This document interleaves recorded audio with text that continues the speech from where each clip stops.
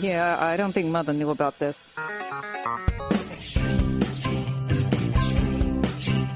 Uncle Marvin was strangled by his own beard.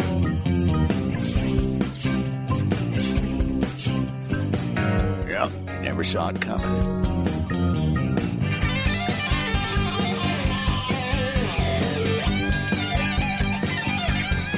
And welcome, America, to America's family history show, Extreme Genes and ExtremeGenes.com. Fisher at this end, your radio root sleuth on the program where we shake your family tree and watch the nuts fall out.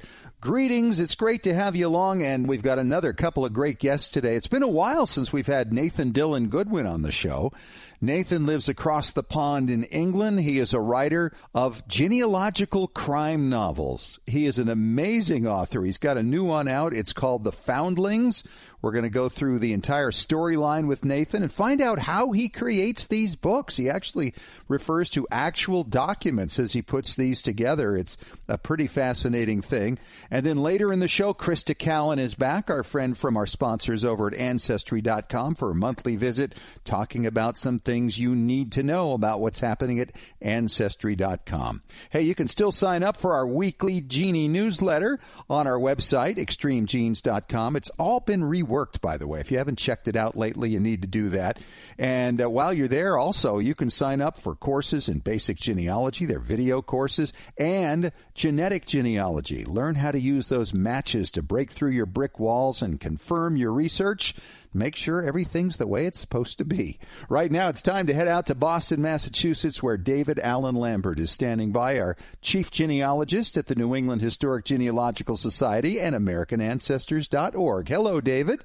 Hey, Fish, how are things with you these days? Just fine and dandy. We got to send out a shout-out to our friend CeCe Moore. Got a little write-up in the New Yorker magazine here recently, so check that out.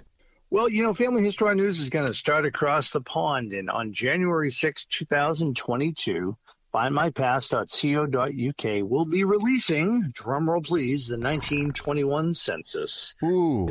That is great because that has a snapshot of over 38 million individuals in England and Wales. But the hard part about this one to swallow is you're going to have to wait till 1951 has passed 100 years to see the next available census. Yeah, we've got 30 more years because of that 100-year rule they have over there. So enjoy the 1921. It's going to have to last you a long time. The nice thing about this, too, Dave, is it's a little preview for the 1950 census that is coming out in the United States here in April, being released by the National Archives. And, of course, our friends over at Family Search are going to have it. And we're going to actually talk to Jim Erickson from Family Search about the 1950 census release coming up next week. So be sure you're around for that. We're going to hear a lot about censuses, I suspect, in the first quarter of 2022. We definitely are. In fact, an interesting sidebar on the British 1921, the reason you have to wait for 30 more years is because they did not keep one in 1941 because of the war, and the 1931 census was destroyed during the bombing of London. Right. So the one you're going to have to cover that time period is 1939, which was basically to see who was where as they went into the war. But that's going to have to cover that time period, and that's already out. So you've got another 30 years till a new census comes out across the pond. Well, my family's long since gone by that point in time, but I'm hoping to find my great-great-grandfather who would be 74 in 1921. Nice. Speaking of people that were alive in 1921, the next story is from Baton Rouge, Louisiana, where we have Julia Hawkins, who's known as Hurricane Hawkins, because she's 105 and one of the oldest, fastest people in the world. She ran the 100-meter in 1 minute, 2.95 seconds in this recent race, and there's a great video of her. And Hurricane, I hope she has many more races. But again, if you want to find her in the census, you'd have to look at the first one she's on as a preschooler in 1920. And that, David, is a world record for a 105-year-old. Not that it really is. I don't think every lane was filled for that race, if you know what I'm saying. Well, Usain Bolt set the record of 100-meter at 9.58 seconds. But, of course, let's see how fast he is when he's 105. Exactly. Our next story is from down south. In a small town called Centerville, Alabama, in 1961, there was a car crash that killed a hitchhiking teenager. Now, for the past 60 years, Fish, this grave has remained without a name. until recently when his body was removed from the grave and they extracted DNA. They now know that this teenager, a 15-year-old who was a runaway from Tennessee, is Daniel Danny Armentrout. He had run away from his Tennessee home, and now we know who he is after all these years. Wow, great closure for the family. But imagine this, 60 years later, exhuming the body, getting DNA, and now they know who he is, and the family knows what happened to him. This is the oldest case from the National Center for Missing and Exploited Children that's ever been used through genetic genealogy and DNA. So hopefully this will put some closure for his family. Hopefully it's going to lead to a lot more kids being discovered in this manner. The next story I have is from Palermo, Italy, and it's not for the faint of heart because this is the Capuchin Catacombs. There are over 1,200 mummified and skeletonized bodies in this catacomb, and they date from the late 16th century to the early 20th century. Now, children were allowed to be buried in the catacombs starting in 1787, but they've mostly been overlooked over the years.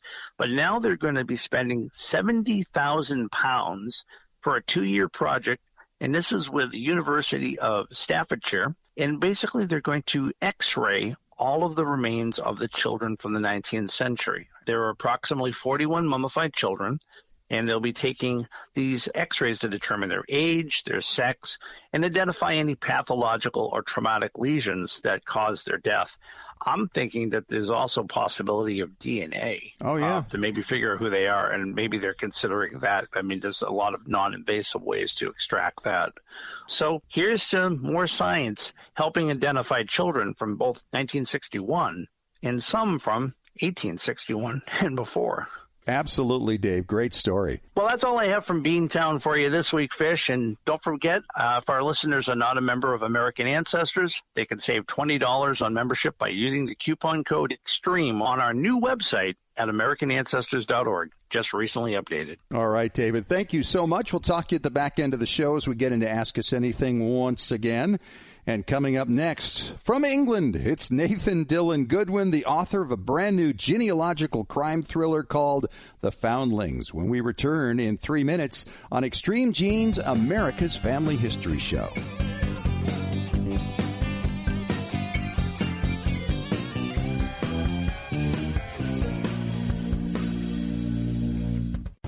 Unknown parentage, lineage society membership, building your family tree, leaving a legacy. Regardless of your reasons for hiring a professional researcher, Legacy Tree Genealogists can help you discover your family's past. Their genealogists are highly rated in their field with specialties in DNA analysis, historical context, and forensic genealogy. For nearly 20 years, Legacy Tree Genealogists have created thousands of professionally bound and digital reports for families like yours around the world. So whether you've hit a brick wall in your research or are just getting started, Legacy Tree Genealogists can help you tell your story and preserve it for generations to come. To receive a free estimate for professional research, visit legacytree.com or call 1-800-818-1476. That's 1-800-818-1476. We'd be happy to talk to you. Legacy Tree Genealogists. Genies. Ancestry.com has just released an important new database, and it's free. It's the Freedmen's Bureau Bank Records and the Freedmen's Bureau Marriage Records. These records are a game changer for African American research. For the first time, searches for ancestors among these records can be done solely within these two databases, making discovery easier than ever before. Every name in these mostly post-Civil War records has been indexed. We're talking 3.5 million names, and they often include the names of parents, siblings, children, former slaveholders. They commonly provide ages, marriage information, and so much more. In some cases, you can read in their own words some of their stories as well as their post-emancipation ambitions and challenges. If you've been hesitant to seek out your African American ancestors because of the pre-1870 research challenges, now is the time to see what information is waiting for you right now for free. Only at Ancestry.com. Hey Genies, it's Fisher here, and my shiny new ExtremeGenes.com website has been described as having that new car smell. I love hearing that. Having been with you for over 8 years now, it felt like time to help out listeners and followers who need to know the basics of genealogical research, as well as how to understand your DNA test results and to be able to put them to work for you, breaking down brick walls, identifying birth parents, locating new cousins who may have photos and information that can't be found anywhere else, and verifying your paper trails. Yes, DNA can do all that, and I can show you how. Check out the all-new ExtremeGenes.com website and download the free Genealogy Strategy Roadmap and the free DNA Starter Guide. Then, if you like what you see, you can take those next steps to sign up for the video courses that you can watch at your leisure. I'll take you through all the basics, step by step. Find out more now at ExtremeGenes.com.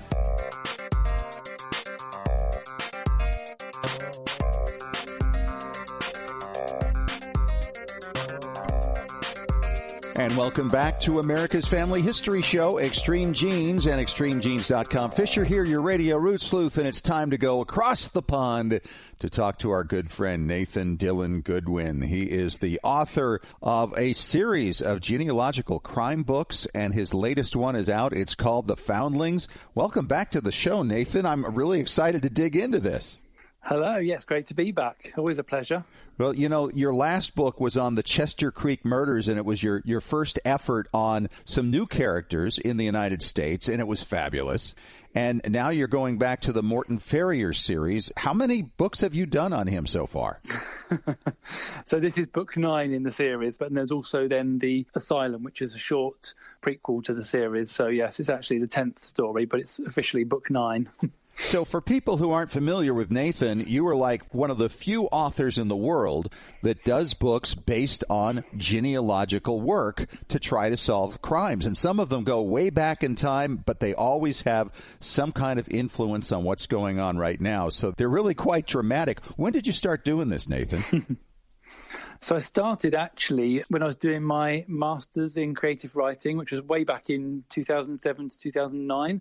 And I started to write this story just as part of my course, which was basically what would become the first book, Hiding the Past. But I totally didn't intend for it to be anything that would be published, never mind a series that would run for so many books.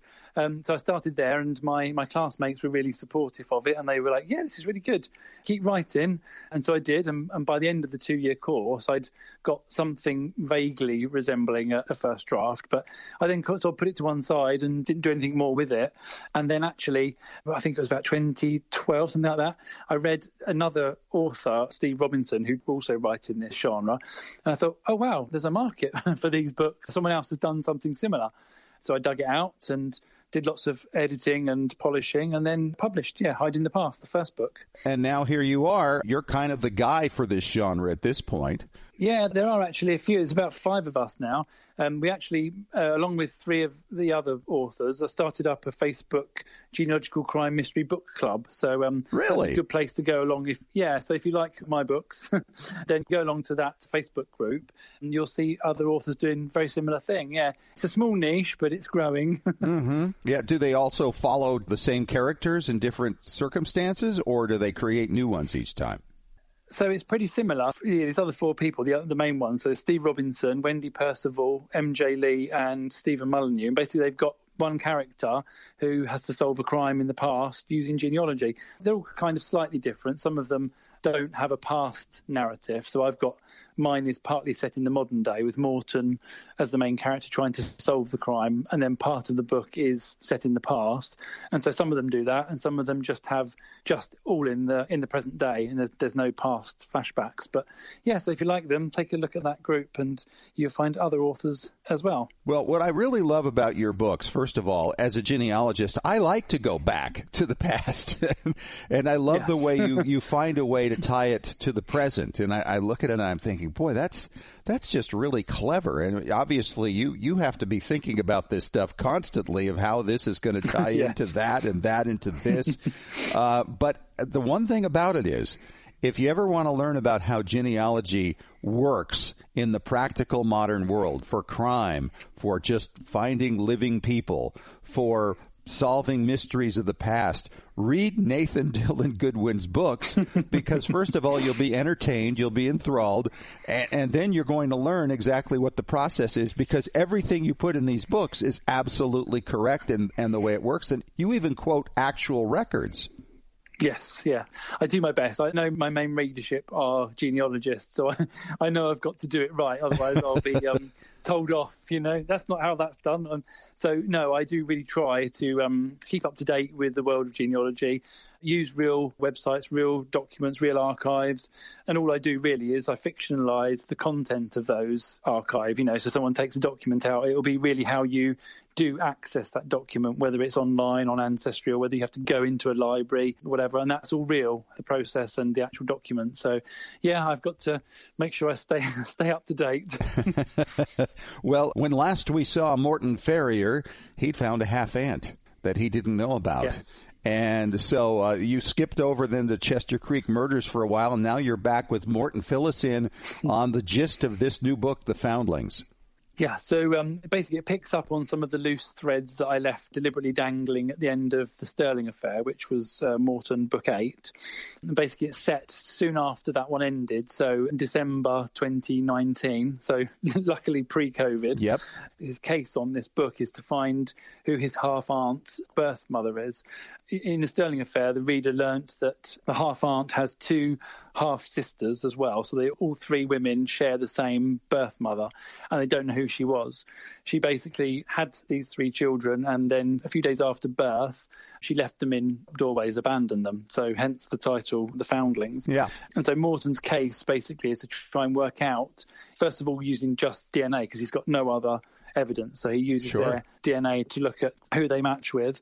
And once he's identified who she is, then to try to build up a profile of her life, what happened to her, is she still alive, that kind of thing, to tell his half-aunt and her two half-sisters about their birth mother. That's the gist of the case. Sure. So this goes back, obviously, what he shares with this half-aunt is a grandfather. And as I recall, There was something about the grandfather killing somebody that he discovered through his research in the previous book. Yeah, so he looked up to his grandfather, and he was very shocked and surprised in the Sterling affair to find Venator, the Chester Creek murder company, basically solved this case where his grandfather, Morton's grandfather, had travelled to Reno in America, and whilst he was in America for work purposes, he basically killed this prostitute. And so Morton found this out in Book 8, in the Sterling affair, and so that is also got links to The Foundlings, this current book. So he's kind of working on that and trying to kind of figure things out, because he looked up to his grandfather and couldn't quite believe that he would be capable of this. And I can't give too much away. Right. But that also plays a part in this story, in his investigation. It's linked, shall we say. Sure. The thing is, for any genealogist, none of what you're describing here sounds outside of the realm of reality. I mean, these things happen now all the time, right? We find half-aunts that were fathered by a grandfather, and we had no idea. And they have half-sisters who were abandoned on a doorstep someplace. And we do find links between ancestors and crime and things that can or can't be proven. And so all of this has this very comfortable, familiar feeling when you're a genealogist reading this genealogical crime mystery. You kind of get to certain points and you say, okay, I'm looking at this record, and I'm going, yep, that's exactly where you go. Yep, you got to check that DNA. Yep, you got to go. I mean, it's a great teaching tool.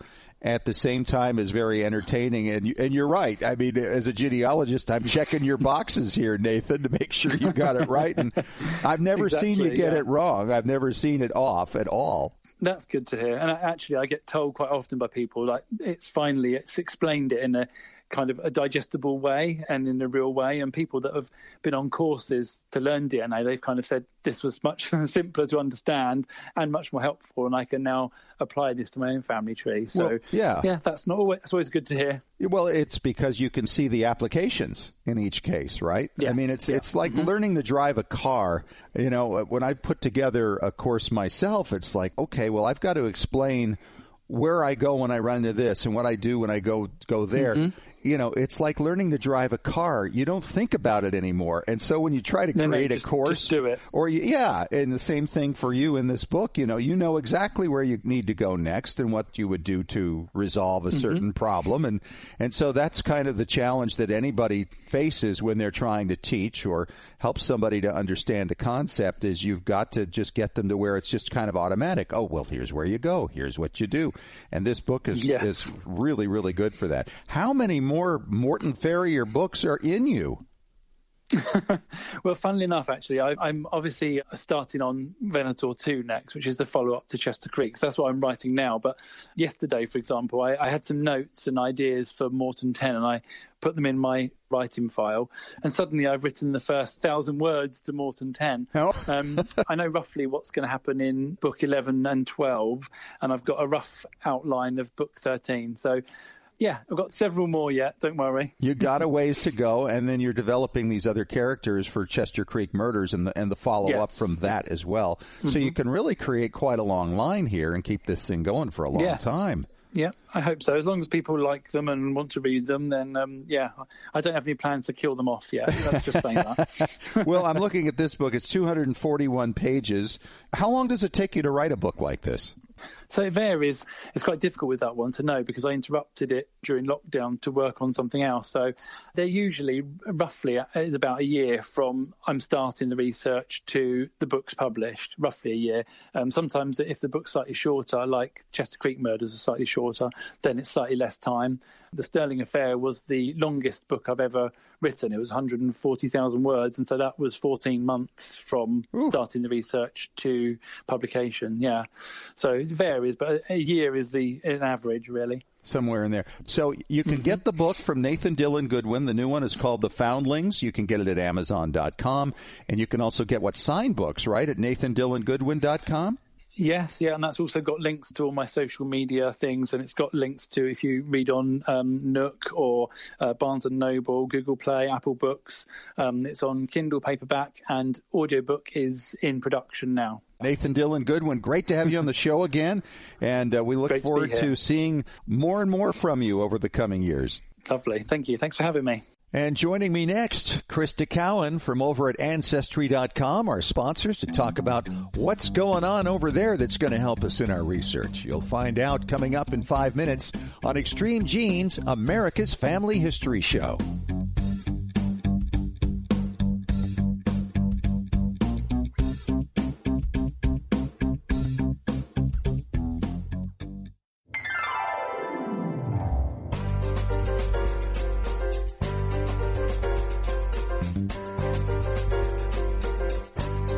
And welcome back to Extreme Genes, America's Family History Show on ExtremeGenes.com. It is Fisher here, and it is my pleasure, it is my honor to bring back Crista Cowan from our sponsors over at Ancestry.com. It's been a couple of months since we spoke to her, and there's so many things that have happened and so many things that are coming up that are going to impact those of us who are researching our dead. And Crista, it's great to have you back on the show. Thank you. I always love being here. I mean, where do we begin? I mean, there's so much happening. We could start, I suppose, with the Virginia probate records, because that's a really big deal. Yeah, I think we've talked before about how Ancestry is currently going through each of the states in the United States and re-indexing the probate records for that state so that we can index every name: executors, testators, children, spouses, enslaved individuals, anybody mentioned in that will, we're going back and re-indexing those. And Virginia is not only the latest to come back online, but Virginia is a little unique in that these records haven't been online for a few years. So having them back online is fantastic for those of us with Ancestry there. It's a big deal, but it's also a big deal because you've got about 3/4 of all the states completed now. Yeah, we expect to be done with the last 12 or 13 states here in the next few months. Wow, this is huge. And for anybody wanting to go through the probate records, this can lead then to land records and piggyback into other things as well. So it's a really big deal. And pretty soon we're going to have an entire national set of probate records with every name in it, which has never happened before. And then we've got all this great news about what's happening with Ancestry internationally. I'm personally very excited about what's going on with Ancestry.com and a site called Geneanet. Yeah, so the big genealogy news of the last few months has been the Ancestry acquisition of Geneanet in France. And if people aren't familiar with that site, it's a big deal for those of us with French ancestry. There are family trees and about 4 million subscribers to that site who have done research in country, in original records, and attached those to those trees. So we're really excited. The relationship is brand new. The contract was just just signed. I think the ink might still be wet, but we're excited to embrace them and bring them into the Ancestry family and provide those opportunities for all of our customers. Well, I know there are an awful lot of people who have never heard of Geneanet, but I can tell you because of French ancestry that I've had experience with them. And these French researchers, they know what they're doing. They've done some great stuff. And so they post their trees. They've got specific dates, very specific dates attached to them, plus the documentation, as you've referred to, Crista. I mean, these folks are really on top of their game and have been for a long, long time. And the other thing that's going to come from this is a lot of Americans are going to be making connections with French cousins and developing those relationships. I mean, these researchers over there are people who have not been really in touch with the American genealogical community for a long time, or if ever. And so now they're going to have that chance to connect with us and us with them. I think it's going to be an absolutely incredibly new experience. Yeah, absolutely. I'm excited to explore my own French ancestry, which I haven't done before now. And then, Crista, we have to talk about the new Spanish language feature on Ancestry.com. We have so many Spanish-speaking people in the United States right now. This is a whole new direction, isn't it? It is, yeah. So typically the way that Ancestry works around the world is when you log into Ancestry, based on whatever country you're in, you're automatically redirected to the Ancestry website in the language of your country. But here in the United States, like you said, we have a lot of Spanish speakers that are native Spanish speakers. And we wanted to be able to make sure that Ancestry is an opportunity for all to, everyone should have the opportunity to discover and craft and connect around their family story. And so we've now added a Spanish language toggle to the Ancestry.com website here in the United States. So if you're a Spanish speaker, you can just toggle the website into a Spanish language website and continue to explore the resources that we have available. And of course, that includes tens of millions of records from Mexico. Well, no question. And when you think about all the work your tech people put into this, I mean, all you got to do now is just throw a toggle button and you're in another language. A little more complicated than that, but yeah. Well, not for us, it's not. But this is 21st century genealogy. This is incredible stuff. And then you consider that you're now offering DNA kits in Mexico. And I've helped so many people from that country over the years who've had challenges in trying to connect back to where they came from. And this is going to make such a big difference for so many people.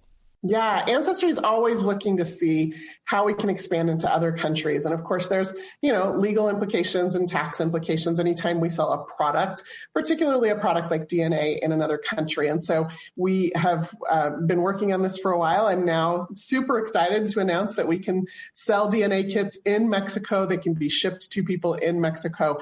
And for those with roots from that country, this will be a game changer, like DNA is for anybody who gets involved in it and is able to make those connections in other countries to those cousins. Well, and as we all know, DNA is only really effective when it's used in combination with the records.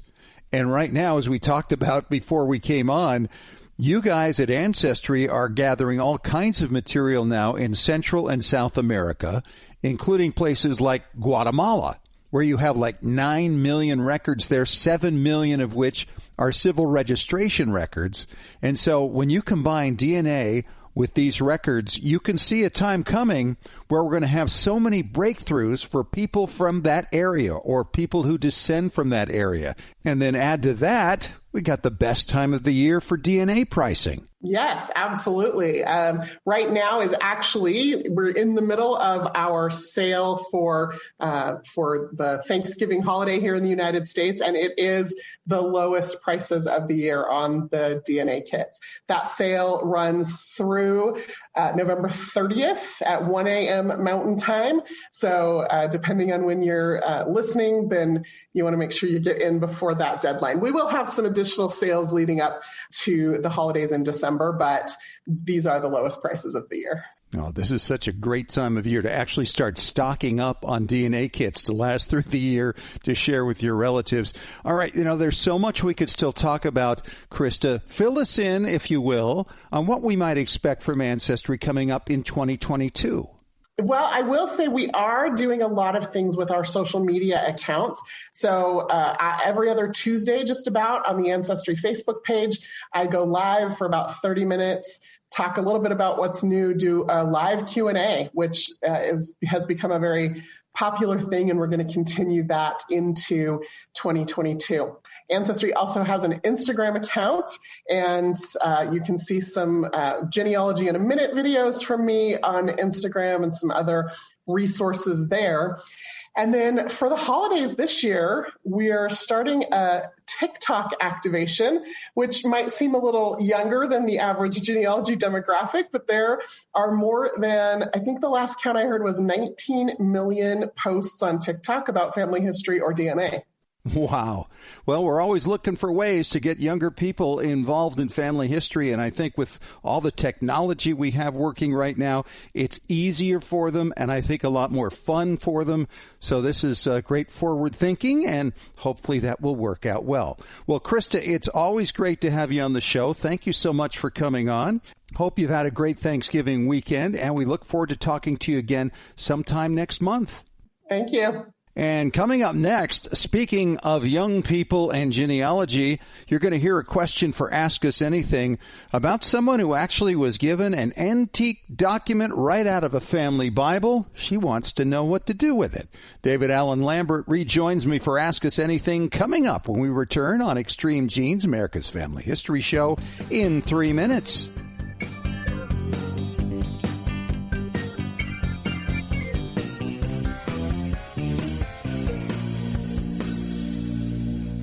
Anytime is a great time to learn more about your family. Did you miss Roots Tech Connect this year? It's not too late to experience Roots Tech classes, keynotes, and how-to content. Just visit rootstech.org to see what you missed and to experience Roots Tech Connect on your own timetable. Select inspiring and insightful messages that will help you in your pursuit to connect with and share your family story in new ways. You can then use the free resources found at FamilySearch.org or the Family Search Family Tree app to have a deeper personal experience getting to know your family, past and present.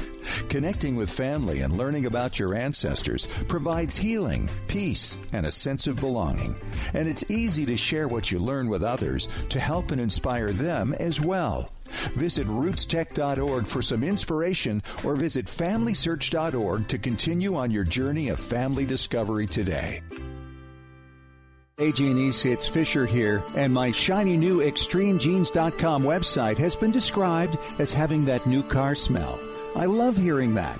Having been with you for over 8 years now, it felt like time to help out listeners and followers who need to know the basics of genealogical research, as well as how to understand your DNA test results, and to be able to put them to work for you breaking down brick walls, identifying birth parents, locating new cousins who may have photos and information that can't be found anywhere else, and verifying your paper trails. Yes, DNA can do all that, and I can show you how. Check out the all-new ExtremeGenes.com website and download the free Genealogy Strategy Roadmap and the free DNA Starter Guide. Then, if you like what you see, you can take those next steps to sign up for the video courses that you can watch at your leisure. I'll take you through all the basics, step by step. Find out more now at ExtremeGenes.com. Hey Genies, as we've dug into our family history explorations over the past year, our community at Genealogy and Family History Breakthrough Strategies has taken off. This is where you can meet like-minded genealogists who can help you break through those brick walls and find a whole city behind it, occupied by ancestors whose names you don't even know yet. This is where you can learn from your fellow genies and ask questions, because many in our community have already been into some of the records you're looking for. Genealogy and Breakthrough Strategies is free. What a great place for brainstorming and getting to know other people who totally get your passion for family history research. If you're looking to take the next step in sharpening your skills, here's a great chance to learn from others and give back in areas you've already become expert in. So join us. That page again is Genealogy and Family History Breakthrough Strategies. It's a long name, but we cover a lot of territory. Genealogy and Family History Breakthrough Strategies.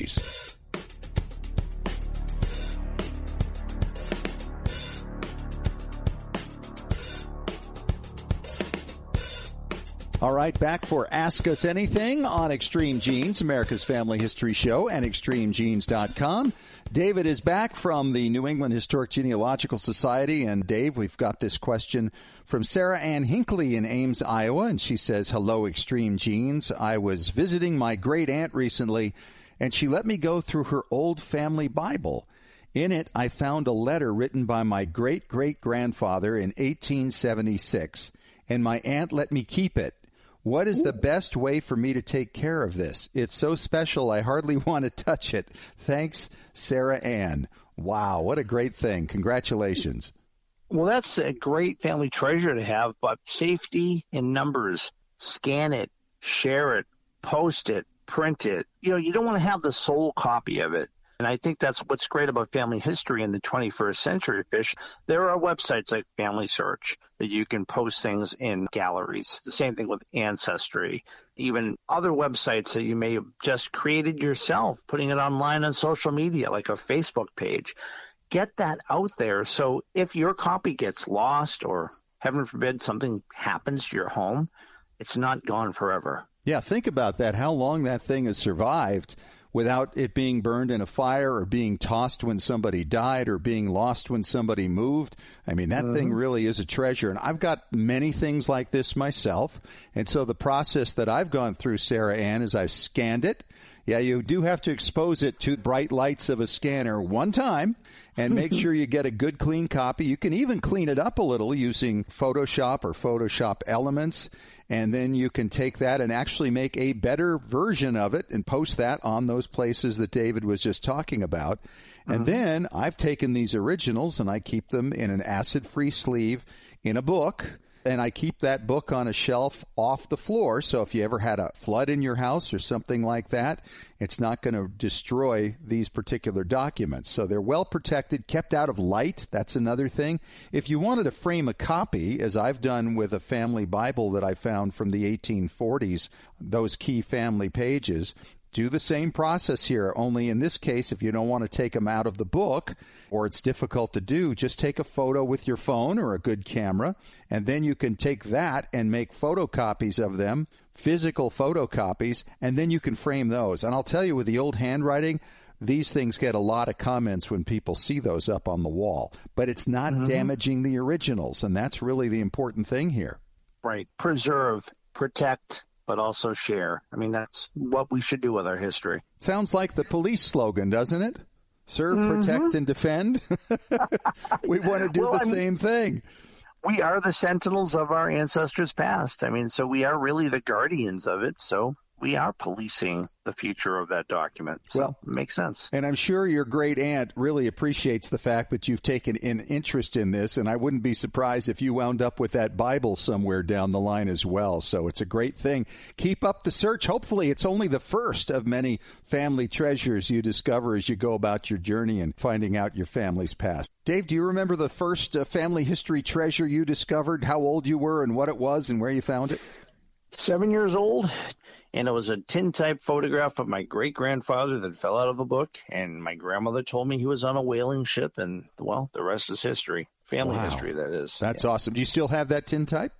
It's hanging about 14 feet from me right on the wall. And that's shared, duplicated. Cousins have copies of it, so it's not the only one.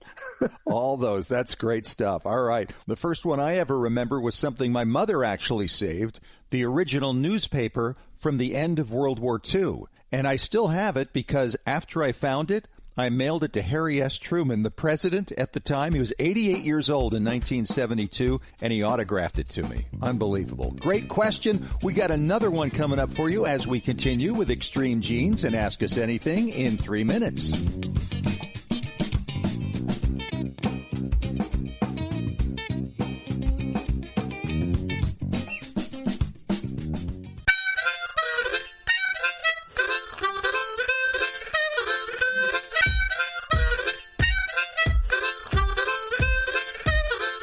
We have returned for part 2 of Ask Us Anything on Extreme Genes, America's Family History Show, and ExtremeGenes.com. Fisher here with David Allen Lambert from Boston. And David, this next question comes from Hoboken, New Jersey. Linda writes, Fisher and David, my ancestors from Wisconsin, And in the 1900 census under naturalization, it says he's from Pennsylvania. And I'm sure he never stepped foot there. Can you explain this? No. Okay, what's happening here are three abbreviated items. Okay. One is NA, meaning naturalized, not North America. Right, okay. The other one could be AL. It's not Alabama, it's alien. And the last one is not Pennsylvania, it's pending application. So they have a petition in Fish for citizenship in the United States. So that's what that is. That means their first papers are taken out. And probably by the next few years, you should find a naturalization. Now, you can find those in a variety of different places. FamilySearch.org has some digitized and online.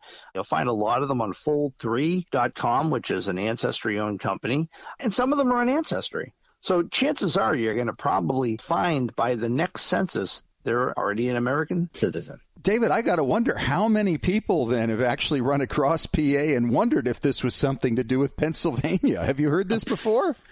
I've seen a lot of abbreviations that people are confused by. I mean, that is not the first one that thought it said Pennsylvania or Alabama or North America. But where in North America? Well, guess what? But yeah, no, there are a lot of abbreviations that throw people. The 1910 census asks you whether or not you were a veteran, and it will say yes or no. And it will say UA or CA or CN or UN. And I had somebody wonder why their ancestor was in the UN that early. I'm like, no, it's the Union Navy. The 1930 census also asked military service, and it might say GW for the Great War or WW for the World War. PI for Philippine insurrection. Then somebody asked me why their ancestors' military dietary restriction was on there. I said, what are you talking about? And it says spam. I said, no, that's the Spanish-American War, not the little can of meat. That's amazing. Well, I get that. You know the thing about that, though, when you described PA under naturalization in the 1900 census, to me, that would be green light. You've got something to research right now. If he's got a pending application, now you've got the exact timeline for your ancestor to make that application and for you to find the resulting documents. And it's amazing. Some of the documents are really good. I mean, they'll say the village in Ireland they came from, the name of the vessel they came over on, especially those later naturalizations. The early ones starting in 1791 might just say your ancestor came from England, or it might say they arrived in the port of New York in 1835. No vessel, not exact date. So it leaves you with a little bit more work to do. But the later ones after 1906, they're great. And this is really how a whole research chain begins, a little clue like that. So thanks for the question, Linda. And if you have a question for Ask Us Anything, of course, you can always email us at askusanything@extremegenes.com. David, thank you so much. Have a great Thanksgiving weekend, what's left of it, and we will talk to you again next week. All right, you too. Have a happy Turkey Day. You too, buddy. And thanks to our guest, Nathan Dylan Goodwin, he of the genealogical crime thrillers. In fact, he's got a new book out called The Foundlings. And thanks also to Crista Cowan from our sponsors over at Ancestry.com. If you missed either visit with us on the show or you want to catch them again, of course, you can listen to the podcast because we're everywhere. We're on Apple Media. We're on TuneIn Radio, iHeartRadio, ExtremeGenes.com, Spotify. Wherever fine podcasts are found, we're there. And don't forget, next week I'm going to be talking to Jim Erickson from FamilySearch.org because we've got a 1950 census coming out next year, and he's going to have a few things to share about that. Hey, talk to you again next week. Thanks for joining us. And remember, as far as everyone knows, we're a nice, normal family.